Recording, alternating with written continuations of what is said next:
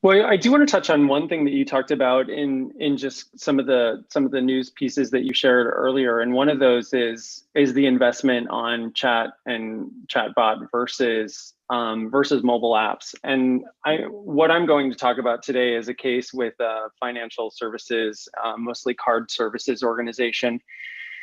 And one of the things, they're actually fairly, I would say they're a little bit um, they're kind of newer or a little bit less mature in the market. And so they are actually investing a lot in their mobile app and their web platform, that the web version of their mobile app, um, just because really to enable more self-service. They're really still trying to get their customers, cardholders, to adopt the mobile app, and just trying to put more features there. And that's also where people can access the chat and the chat bot. So they really want to kind of increase that engagement to draw people in to really use the chat and the chat bot functionality that's there. So I would say those two things, at least for them and for a lot of organizations, go hand in hand. And it may be that the chat bot investment is superseding the mobile app for a lot, just because they're more mature in that area and they've kind of already got all the features and functionality that they may need in their mobile app. And I would say for this organization, that's not exactly the case. Just a little bit of context about this organization. I've said that they're financial services, card services.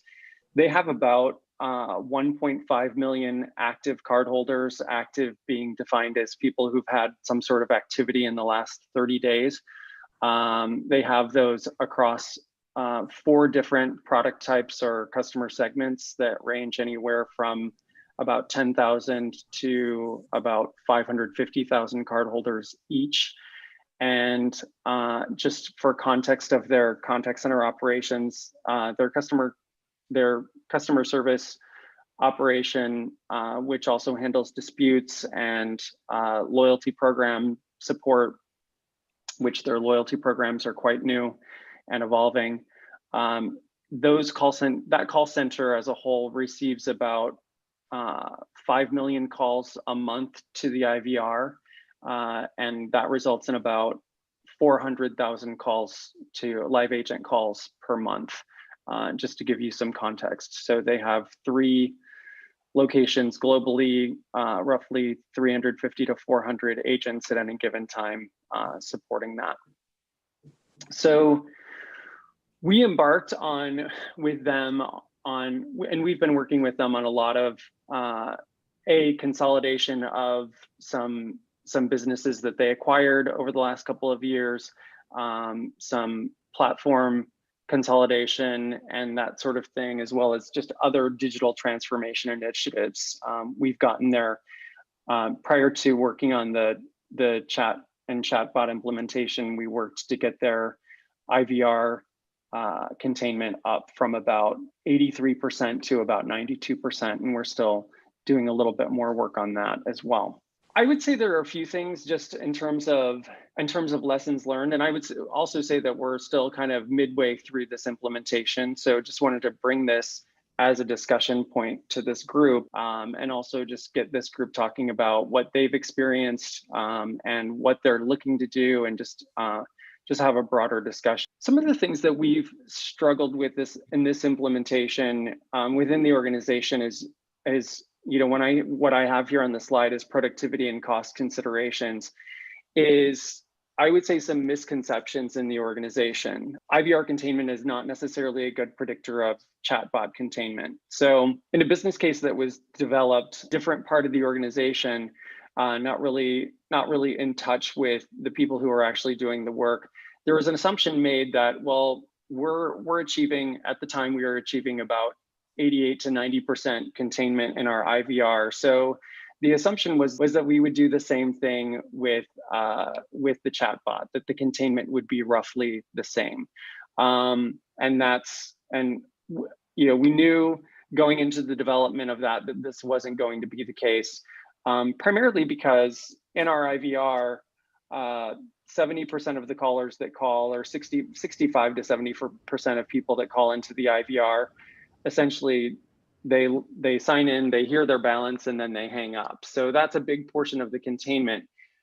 If somebody's going to have access to chat, they're going to have to log in to the website or the mobile app. They're going to already have their balance, so they're never going to initiate a chat to find out what their balance is. We had to kind of reset that expectation, that, and also that we're kind of in a pilot phase, and with our, what we called our minimum viable product to go live on the chatbot, we probably should expect about 20% versus the 90% that had been socialized in another business case in the organization. Another is that it's not a 100% shift of just customers switching channels from voice or something else to chat.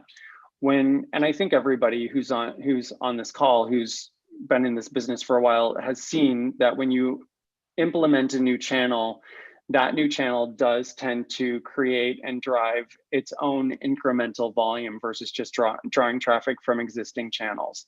One of the things that we tried to understand through trying to find benchmarking data, or both internally to the organization and externally, was what can we expect in terms of offset from existing channels when we open this up. I searched pretty exhaustively for that and couldn't find anything, but we have been able to, through our pilots, been able to figure out a way to at least calculate that for ourselves. So I'm happy to share kind of how we've done that, as well as kind of what we came up with. The other thing is there is a perception that chat agents can handle 4 to 5 chats concurrently without really compromising responsiveness and quality. They told us very quickly 4 to 5 is not realistic. They pretty much do, in some of their campaigns, they do a maximum of 2, and others they do 3, but they don't really do, they had tried other times in the past to do 4 or 5 or so, but what they've realized is that to achieve optimal quality and responsiveness, they need to keep that to 3. Even in kind of resetting that expectation with the organization, and what I don't necessarily have on the slide here is that because they can handle 3 chats concurrently doesn't mean that they're going to process 3 times as many interactions as a voice agent, because a chat, at least in our case, and I think this is typical, the handle time on chat is about 60% higher than the average handle time on a voice call. And on top of that, we're not able to achieve the level of occupancy because the operation or the staff is much smaller. We're covering 24/7 operation of chat with currently about 22 agents. I think we'll get up to about somewhere in the 40 agent range when we're fully implemented. And even there, we're not going to be able to achieve the 84 to 88% occupancy that we're getting in our voice call center. And then finally, ramping of chat capacity has a longer runway or glide path than that of voice, to allow time for agents to incrementally increase their concurrency. So what we're doing is, when agents first come out of training, we only have them handling one chat at a time. After they've been in production for 3 weeks, we increase that to 2, and after another three weeks, we increase that to 3, and then they have to get accustomed to. There's still a little bit of learning curve and productivity curve, a little bit beyond that as well. So it probably takes them, beyond start of production, at least 10 weeks to kind of get to full productivity. And we find that to be about double the time that it takes a voice agent. On the service side, just as some other considerations, our team initially looked at, really providing, and part of this was out of the need to build something quickly, They had the virtual agent or virtual assistant chatbot giving a lot of deep links and FAQ pages for responding to inquiries. Deep links are helpful when they take them specifically to a place that a customer needs to execute on something or perform a task or see certain data on their account. The FAQ pages are effective when you don't know yet kind of what the inquiries will be. But once you've had the opportunity to see how, what are the questions that customers are asking, what inquiries are they coming in with, and how are they expressing those, it's better to be able to manage and build to those so that you can provide a better, more specific response to the cardholder or customer's inquiry, and versus kind of making them look on a page of 20 questions, giving them the exact answer that they need or close to the exact answer that they need. Another one, voice agents migrating to chat will need to develop different communication skills. An open-ended greeting, especially when they've received a chat and they have visibility into the transcript of a chat with a chat bot, the open-ended inquiry or greeting isn't really the best of "how may I help you," isn't really the best for receiving that interaction. Instead, we're guiding those agents to really speak to what kind of where that conversation ended or what happened in the conversation with the chat bot, so that they can let customers know they already have an understanding of what they're looking for, and express that they're kind of able to help them with that and on the path toward trying to help them with what happened there, so that was not just wasted time if they didn't get the answer from the chat bot. The other thing is that these agents require some training and this was a little bit of an aha in terms of when and how to close a chat interaction with a customer. It's not necessarily as clear as in a voice interaction. You don't have kind of that tone of getting the understanding from the customer that that this answers their question and that sort of thing. We actually had agents telling us that they felt that the system was disconnecting their chats. And really it was just customers leaving. In some cases because they provided them with too much information at once, I think, and overwhelmed them. And in other cases because they provided an answer, but they didn't follow that up with, did that answer your question? Or is there anything else I can help you with to kind of lead toward that close? And so the customer didn't really know what else to do and had gotten their answer, so they just disconnected at that point.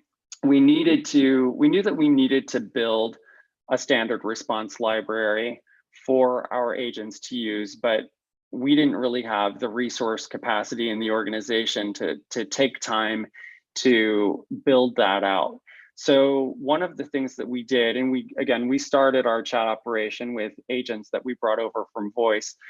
And during their training, and also when we were ramping and things were very slow, one of the exercises that we did to help them kind of build their chat skills was some role play chats and that sort of thing, and really using what agents came up with there as a basis and a foundation for standard response library responses, and then just kind of honed and edited and crafted those from there versus starting from scratch on that.